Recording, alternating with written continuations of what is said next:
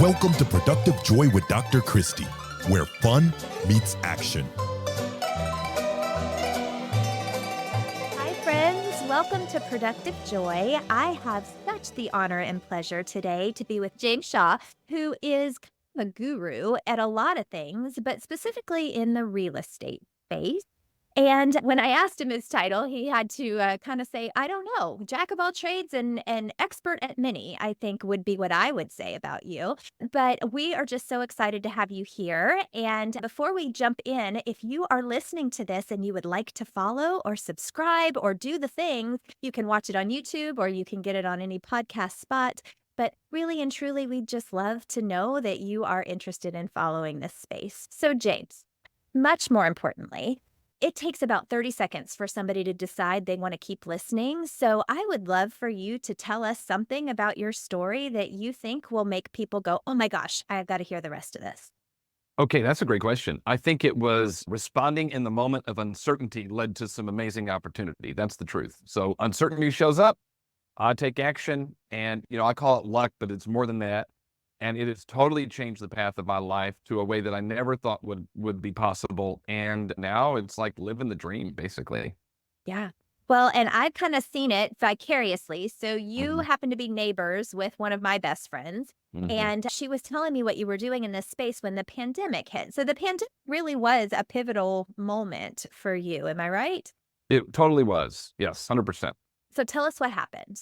Well, so I work for Keller Williams Realty and have been a trainer for them. I've been an agent. I've run offices for them. I've been a trainer and a coach for them.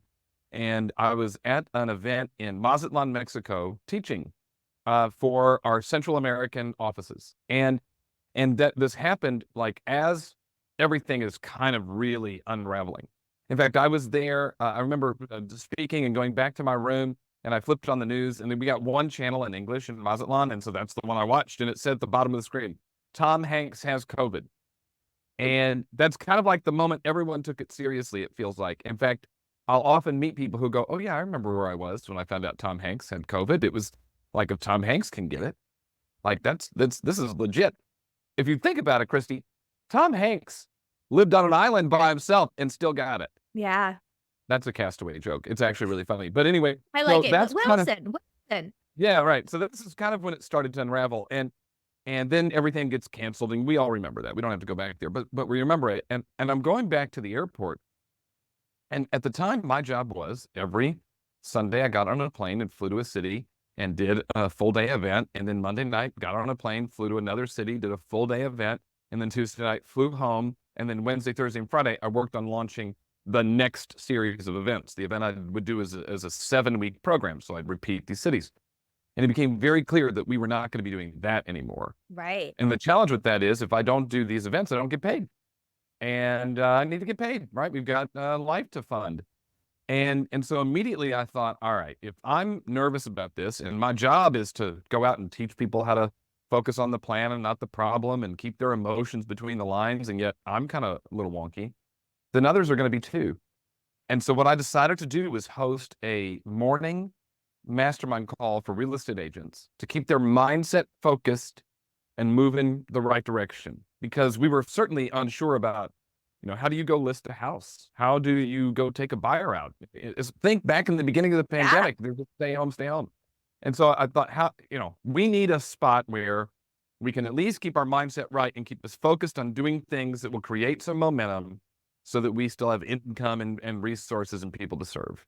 So I started this call, a 20-minute call on weekday mornings at like 8 o'clock in the morning. I had no idea that 4 years later, I'd still be doing this call. Like, we're still doing it. We have 1,000 people that get on it live every day. We've got another 1,500 or so that watch the recording. And it's all part of a Facebook group that has 117,000 people in it. Like, it's just absolutely crazy. And it was one of those things where it's like, I don't know what I need to do, but I need to do something. And I did it, and it totally changed the path of my life.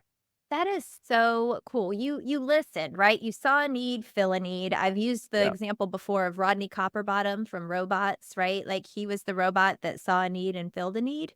Mhm. And that's what you did. You said, okay, I don't know what I'm doing, but I'm going Right. to try to help other people figure out what they're not knowing as well.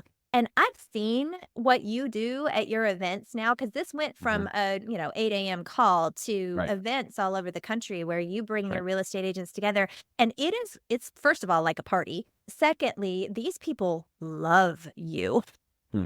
and think that you are just so full of wisdom. So I'm curious, what wisdom would you impart on the people listening here? Like, what's the kind of thing that you're telling these folks?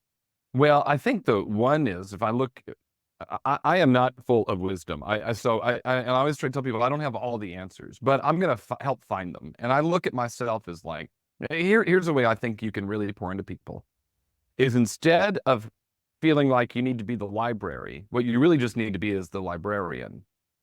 And see, the library has all the books and has all the information and has all the knowledge.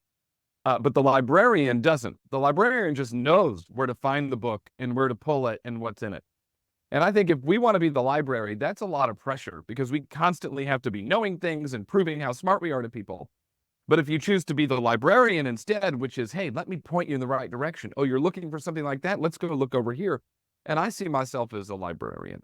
That somebody who is my job is to listen to whatever challenge you're facing in your business, whatever issue you have in counterbalancing between your personal life and your business, whatever objections you're facing, whatever challenges you have, to listen to those and then go, all right, which resource can we go to? Where can we go and learn from? Now, some of it I've taught enough that I know, Sure. and others I'm like, I don't know, but you know what? I bet Ben Hardy's written a book about that, or I bet that John Acuff has written a book about that, or you know what? This YouTube video would be great for you. Like, or crowdsourcing. Who else in this community has faced this challenge, and how can we help and support each other? And I think that I don't know, that is the way you become wise, is that you empower others to be the ones who share, that you make the community the hero and you're the resource that helps guide all of that. That I guess, that would be the wisdom I would pass on because I'm not that wise, but I just know where to go. Well, and what I love about what you just said is something that I'm learning over and over again, right? We aren't the hero of our story. We're the Right. guide on the side that is helping the hero be great. And in your case, your hero is your community, and they are going out and changing lives in real estate like big time. Like your people are doing some pretty heavy duty stuff. So I'm curious because I feel like what you did was took a situation, found the best in it, and then have since figured out ways to do the same for others. What would you call productive joy? How would you define productive joy? That's a great question. I think that a lot of us are in very, I don't know, there's a lot of pressure to perform and do well. I think it's easier to stay in fulfillment and joy if, first of all, whatever you're focused on or working on is something that excites you and you're passionate about. Hmm. So that would be one, right? If it's we can get out of our natural state or natural passion for a period of time, but I don't think that's sustainable. So if we can try to get into a space that's in alignment with who we are as a person and where we want to go. I meet too many people, Christy. I don't know. Do I have to call you Dr. McMullen? I've No, known you no, so you long. call me I just call you Christy. Christy. Now I feel bad. I can call you Dr. Christy, but No, you can call me uh, Christy. okay. I feel like Christy. I feel like there's so many people that put this push, push, push on career, Hmm. and the balance of family takes a back seat. And then they beat themselves up for it. I really should be there more. I should, you know what? I just wish I could be there, but well, be there then. Like you get to pick and choose how often you're going to work and how often you're going to be at Yeah. home. And I think if we want joy in our world, we need a balance there. I don't know if that answers your question, but that's Oh, what it comes to me. absolutely answers my question. And I know I read a book recently called Take Back Your Time, and it talks about balance and how you have to prioritize things daily because one day your business might be way higher than your personal life. And then the next day it might flip. And that's okay as long as you're dictating it and your world isn't being dictated for you. So I Yeah, think I that's agree really with what you you. said. There's a book called The One Thing, The Gary one Keller thing. and Dave Papsan, and I'd highly recommend everybody reads it. They've sold like 3 million copies. And there's a whole chapter on counterbalance, and it says, it's page 81. It says, to achieve an extraordinary result, you must choose what matters most and give it all the time it demands. In your personal world, awareness is an essential ingredient. Awareness of your spirit and body, awareness of your family and friends, awareness of your personal need. And none of these can be sacrificed if you intend to have a life. So you have to have a good counterbalance. We cannot have a balanced life. A balanced life is a lie. There's no such thing. If you Right. meet anyone that looks like they have a balanced life, they're really just really good at counterbalancing. I think about, my daughter is a dancer. I have a 12-year-old dancer, and we're at dance Monday, Tuesday, Wednesday, Thursday, Saturday. That's our life. And ballet is one of her favorite things. She is not yet on point, but we're getting to the age in the next 2 or 3 years where if they think that she should be dancing, on point, you know what I'm talking about, point Yeah. shoes and her toes. If they think that she should do that, she'll start that process here in the next year or two. And if you ever watch ballet, it's just a very free flowing and beautiful dance. And there's a lot of balance and movement in there. But if you look, especially when a dancer is on point, and if you look at their feet are constantly moving, going back and forth, back and forth, back and forth to create this appearance of balance. Well, that's what our life is like. We're constantly Yeah. counterbalancing back and forth, back and forth, back and forth to give this appearance of balance. Look, I think if you want joy in your life, joy would not be defined by your career, but will be defined by your life as a whole, as a parent, as a partner, as a person. And we wouldn't just make sure we have it set up the right way. Mm. You really are a librarian. You literally just grabbed a book I next to did, yeah. you, for those that Yeah, aren't right here. watching but are listening, and have that in hand and highlighted. So have you always been the kind of person who's just well-read and remembers No, things and no, catches things? So what no. changed? Well, okay, so what changed was, and now we're kind of switching gears. What changed Yeah. was I became a team leader of a Keller Williams office, which this is the person who runs an office. And I was like 30, and I felt like I had to prove my genius to every person. So I had to solve every problem. And I learned very quickly I ran out of genius. So what I had to do was study other genius. And so in the Keller Williams world, there's the main book is called The Millionaire Real Estate Agent. I'll show it to you for the people watching on your YouTube channel. This is my copy of Millionaire Real Estate Agent. It is a mess for those of you listening. I just Yes. like it. I've got Post-it notes all over the place. It comes apart. Like I can take sections of the book out. Like it's a hot mess. But you also, if you look inside, it's highlighted different colors. I've got Post-it notes. I've got the whole deal. So if an agent comes to me, again, I don't want to be the genius. So I just figure out, well, okay, where in the book does it talk about that? And then there's other books that have followed that I've done the same thing with. My wife is much more well-read than me. She, she'll read, I don't know how many books this year, 30, 40, 50 books. I won't. I'll probably read 10. And I may not even complete them all, but I'll read ones that are really on point and purposeful about what our people need and what I'm hearing. Yeah. The big one I'm in right now is 10X is Easier Than 2X by Dr. Ben Hardy. And because one thing I want to help people do is really narrow their focus and get down to the things that matter. And Ben Hardy teaches us how to do that inside that book.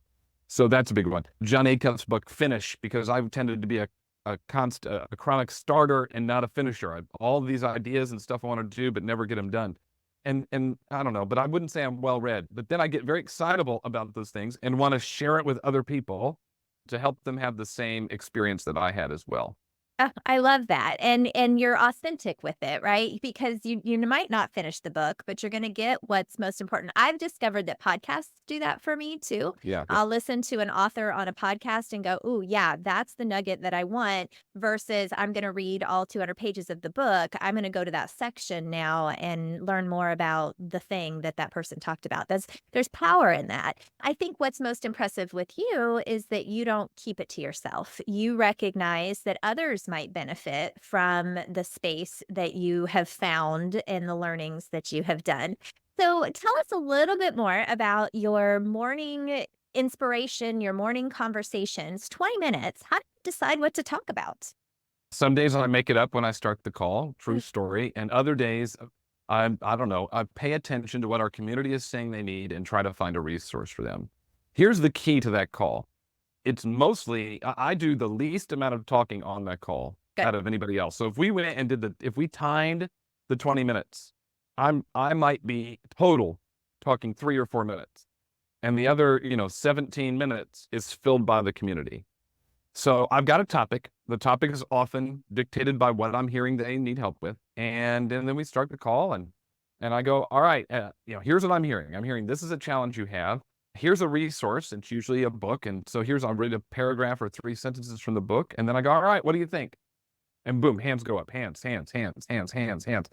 and we just call on them and share their thoughts. And then sometimes I'll intermingle a little something, and then we go, all right, we're done. Let's go. Well, I always say, you got your inspiration, go put in the perspiration. That's how we end the call. I like Because that. they need to be reminded that at some point you do have to move from inspiration to perspiration if you want to get things done. So I remind them of that, and then we move on and do it all again the next day. Every day since March 16 of 2020. It's crazy. That really is crazy. Yeah, because the world shut down, at least I remember March 17th, because Mhm, that was the day the gym shut down. mhm. The Yeah, last time that it was open, and yeah, everything changed that day, it and you did. have been faithful all the way through.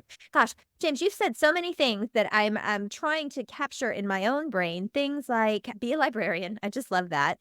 That you're if you're not in what you're passionate about, it's not sustainable. And so you have to find that passion again. You also just said a great one. Your inspiration needs to turn to perspiration. Like you can't just sit and wait for it to happen. And I think sometimes people feel that way that, "Oh, Mhm. I know the thing, so it'll just happen," and it doesn't. You also talked about a couple great books. 10X is bigger than 2X. Is that what you said? 10X is easier than 2X. Easier. It's a Well, great book.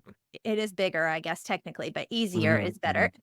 And I think when people listen to this, I think what they're gonna hear is, first of all, this guy's got a great attitude towards learning, towards growth, towards figuring things out, and he's not hiding it. He's not, he's willing to share it, which is awesome. And a lot of the people that are listening are leaders who have teams and need to figure out how to inspire them to do the same, right? So, what advice would you have for them to replicate some of the things that you're doing? That's a great question. I think we have to recognize if I'm a leader of a team, that the first person I'm responsible to, the first group of people that I'm responsible to, is not the client of whatever company I work for, but the team members who work with me. That's the first person, that's the first group of people I'm responsible for. I've got to pour into them. I've got to add value to them. I need to treat them with respect. I need to listen to them. I need to support them. I need to be there for them. I need to be transparent with them. I need to be authentic with them. And if I can do that with my team, then all of my clients will be served at a very high level. And that's something I've learned because as I've done this now, I've grown a team. I've got 4 people that work with me that I get to talk to every day. And then in addition to all the free stuff I do, I have a group of people that pay to be part of some stuff that I do every month. And I first thought, okay, so these people who pay this monthly subscription to participate in what we do, man, I got to really pour into them and add value to them. And then I had this realization, wait a minute, hold on. Actually, I need to pour value and take care of Vicky and Grace and Anna and Nadine. If I can pour into those 4 ladies and be authentic and transparent with them, share with them when I'm doing great and when I'm not doing so great, and add value to them, they'll actually take care of the clients. They'll take care of all the people that choose to participate in what we do because they're taken care of. So that'd be the first one. Next, I think we have to create a sense of community, which is really just expanding what I just said. If we can create a sense of community, it's people don't leave a community that they're a part of. Mhm. We live in Safety Harbor. I'm telling you, we would never leave 34695. Like that's our zip code. I don't see us leaving the 34695 ever. I could, in fact, we don't even like go out to eat outside of the 34695. Like for us to cross, and you know, for us to cross the street to McMullen Booth Road is a huge deal, right? That's Because now right. we've left Safety Harbor and we're in Clearwater, and I feel like I need a passport. Community is valuable to people, and they won't leave it. If you can create a sense of community inside of your organization, people will stick with you. And community, I think, is 2 things, right? First thing community does is it gives people hope because we all struggle in something, Yeah. right? Either in our personal world or our business world or in a confidence way or with our fitness or with something, we struggle. And so when we can get in a sense of community, and you know that from your gym Absolutely. is a sense of it's a community. It's a straight up community where you all are bought into each other and you get inspired by the person next to you and all that kind of stuff. So community gives you hope, number 1. Number 2, community will promote and inspire progress. And by the way, sometimes we need hope before we can make progress. Mm. So if you are looking around and you aren't moving, your organization, your team isn't moving in the direction you'd like for it to, then you probably haven't created any sort of sense of community. That it's more of a fear-based place, that they don't feel like they belong, that they're not getting hope and inspiration from it. And if we don't get hope and inspiration, we cannot make any progress. So that would be my advice to a leader is put the focus on your people first and your customer second, and create a sense of community inside of your people first, and they will create a sense of community with your customers second. Ah, that is beautiful. Very, very well said, and something that is repeatable, which is the whole goal here, right? Is that Mhm. if people are listening, they can walk away with something. And I think that's what they should walk away with is taking care of people and creating a sense of community because Yeah. we are by nature pack animals. We need people. And I think we forget that sometimes. And we need different types of people for different things.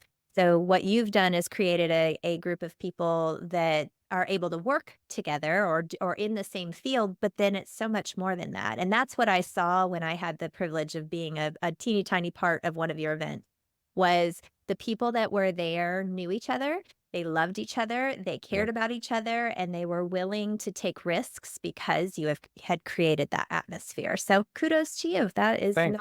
not quick and easy. It is something that takes time to build. But you want to know how we did it? Yeah.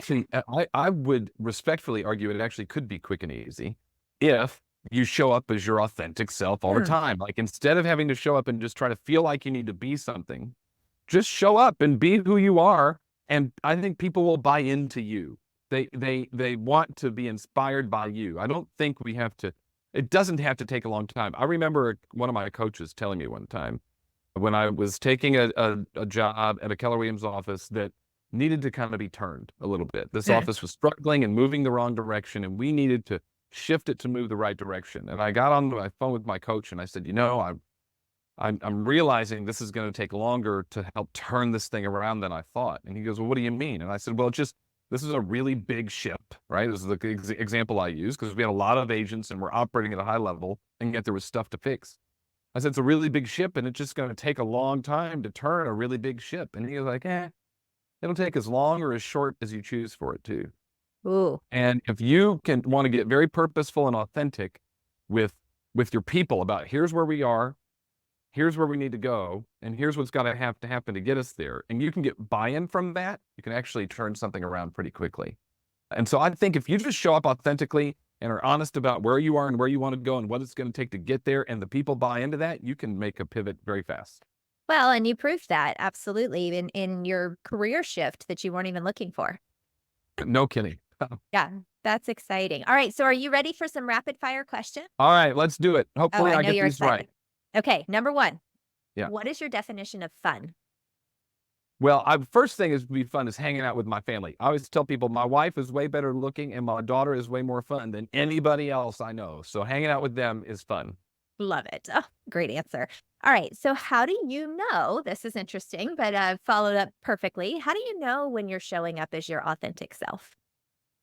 That's a good question. I think when you aren't, I don't know, it's just like you aren't tired. You don't Mm, feel stressed about it. You just, because that, if to be someone you're not takes energy. And so it's if you have to put a exhausting. ton of energy in showing up in some way, I'll give you an example. Like, and most people are surprised by this. I'm not a very social person. Mhm. I'm not very people-y. In fact, I'm very awkward, like socially. And so when we go places, there's a small group of people that really like I'll get comfortable with. And we have mutual friend, and that family is one of those sets of people that when we're with the Stevens, I'm very comfortable and I'm good and I can be kind of weird or awkward and they understand me and I understand them and it's okay.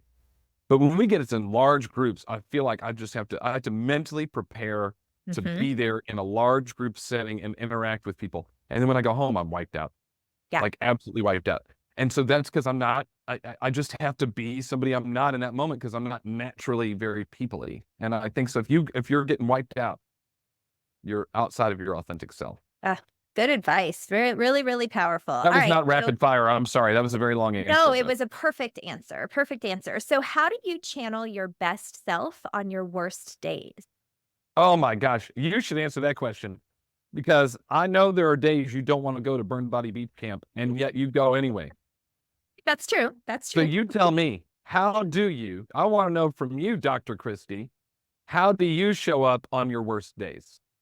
So I actually just read this from John Acuff this morning, and I think it's relevant here. I don't let my morning self make the decision. I make the decision the night before. I lay my clothes out. I make sure that all excuses are off the table. I set the alarm early enough that I'm not rushed so that I could just say, oh, I don't have enough time.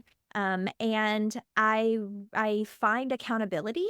Also, I think accountability is a great way to show up when you're in the space that you're like, I don't want to show up. I mean, Burn is a great example. Burn Boot Camp's what we're talking about, and it is a place that I love to go, and it's hard. And I think there's also a sense of accomplishment afterwards that is a motivator for me. So that would be my answer to your question. John said, morning me is a bad decision maker. And so he lets day before me make the decisions. I Yeah. love John Acuff, as you know, but yes, I agree with that. Whatever you said is my answer to that Okay, question. that works for me. All right, last question. You have dropped so many beautiful pieces of wisdom on this Mhm. group today. Mhm. What's the one thing you really want people to remember? If they can only remember one thing you said, what would be the one thing? No one will remember what you did for a living and how good you were at it. I don't think anybody gives two flips about that. You're At the right. end of the day, they're going to remember the kind of person you are, the kind of partner you were, the kind of parent you were if you're a parent, the kind of neighbor you were, the kind of aunt or uncle you were, whatever. Spend more time working on that and living in that space than living at work. Find a way to make it all work, to be able to still have a career worth having and a business worth owning, but you also have to have a life worth living. And I would just say it's okay to take a step back. One challenge we have is that we live our lives in these three groups. The first kind of third of your life is your education. Hmm. Then the middle chunk is work. And then the last chunk is fun. And that's what the average American does. Yeah. They're in school, right, from 12 weeks until they're 22, Hmm. some longer. You went longer than that. Hmm. Then we work, from 22 to 65. And then from 65 until death, we have fun. But the challenge with that is none of that is guaranteed at all. None of it. Nope. And so the perspective I have, I'm 46, I'll be 47. I am trying to make sure that every day and every week I do all three. That Smart. every day I'm in education, that every day I'm in work in some way, and every day I'm in fun. Instead of doing this third chunk of our life, why don't we break it into third chunks of the day? Yeah. And then if we do that, we're living a full life so that if it's my turn to go tomorrow, then I still feel fulfilled. Or Yeah. my family looks and has great memories of the time we spent together. Instead of me waiting another 20 years to go have fun. That would be my final thought. Well, and you just tied a beautiful bow on what you said with balance, right? Balance and counterbalance, those feet moving super fast to Mhm. make it have the appearance of having it all together. You recognize that it can't be all one thing for Right. 40 years of your life, because then you are out of balance. So thank Yeah. you for the reminder that we've got to counterbalance a little bit and recognize that it needs to be about all three. Yep. You're welcome. My pleasure. Well, today was just a delight. Thank you so much, James, for giving of your time and energy to this group. And for those of you listening to Productive Joy, I hope that you gathered a nugget or two of wisdom. I know I did. And I hope you will turn around and use it in your space, whatever your space is, because our goal for all of this is that you figure out how to turn fun into action.